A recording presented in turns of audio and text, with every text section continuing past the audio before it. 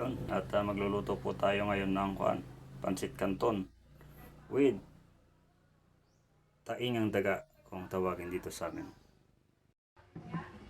At slice po natin muna yung taingang daga na kinuha natin. Bali, seasonal lang din po to na lumalabas tuwing tag-ulan lang din.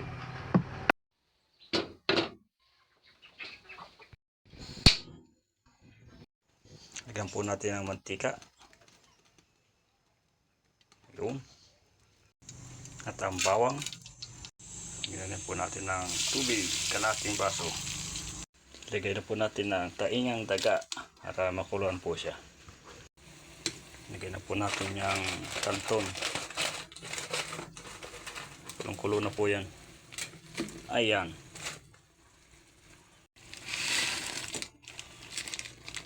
Oops. Magic.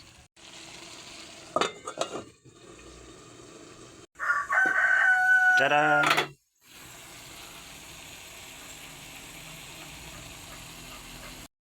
Luto na. Ilagay na po natin yung parang normal na paglalagay lang sa canton na walang taingang daga. Ayan. Flavor. Mantika.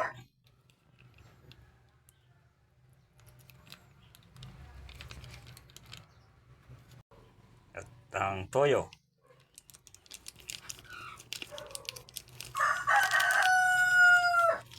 Ayan.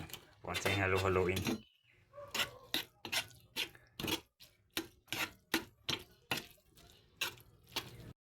At ayan po, luto na ang ating taingang daga with canton.